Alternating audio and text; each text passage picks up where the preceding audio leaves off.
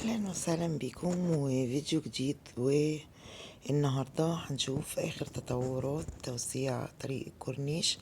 زي ما احنا شايفين هنبدأ من المنتزه وهنشوف اللي بيحصل واخر التطورات. طبعا اللي باين قدامنا ان هم خلاص بدأوا على الانتهاء، وفاضل طبعا بقية تسوية الارض، وهيبدأوا في سفلتة الشارع. زي ما احنا شايفين طبعا الطريق بيبدأ التوسعة من أول المنتزه لغاية المحروسة. أما النهاردة فاحنا هنصور من أول المنتزه زي ما احنا شايفين لغاية 45.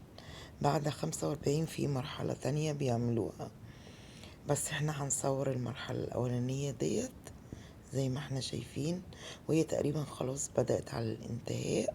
فاضل السفلتة لأنهم ساووا الأرض وشالوا الردم وشالوا كوام التراب اللي كانت موجودة أو الكوام الرملة، وعملوا البوابات.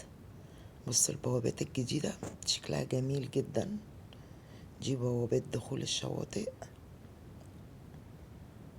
طبعا كل بوابة دي دخلت شاطئ. طبعا التوسعة طريق كورنيش والمشروع ده هيفرق جامد في اسكندرية.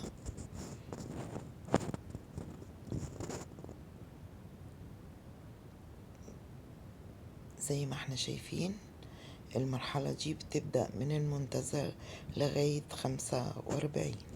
هي بتنتهي بالظبط عند مطعم جاد، ده بيبقى آخرها وفي شاطئ مفتوح بعدها.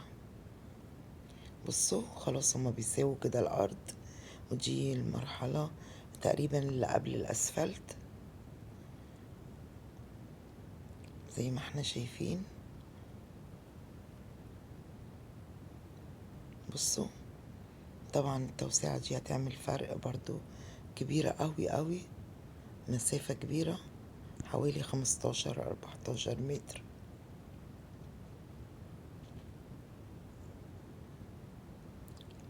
زي ما احنا شايفين.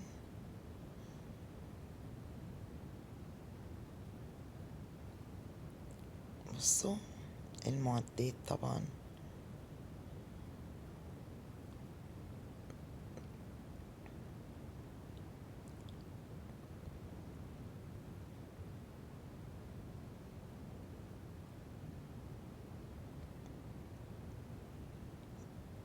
ودي بوابات زي ما احنا شايفين. فهو يعني خلاص يعتبر كده في الانتهاء، مراحل أخيرة، لأن كده خلصوا خلاص اهو، بيساووا بقى في الأرض وهيسفلتوا. طبعا حبايبي المتابعين، أنا النهاردة حبيت أعرض لكم برضو آخر تطورات توسيع كورنيش اسكندرية. بيبدأ من المنتزه لغاية فندق المحروسة زي ما احنا شايفين.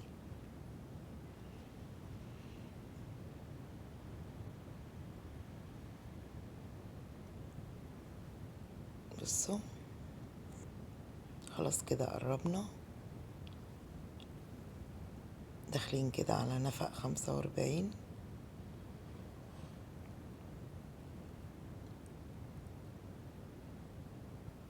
بصوا الأرض كلها اتساوت، يعني هما كده في التشطيبات خلاص.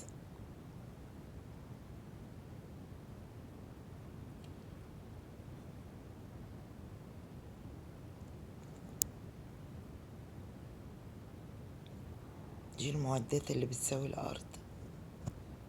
بصوا يا رب يكون فيديو النهاردة عجبكم وعرفتم معلومات عن توسعة كورنيش اسكندرية. ودي نهاية التوسعة، ومطعم جاد النهاية التانية، المرحلة طبعا الأولى. وأشوفكم في فيديوهات جاية كتير. باي باي.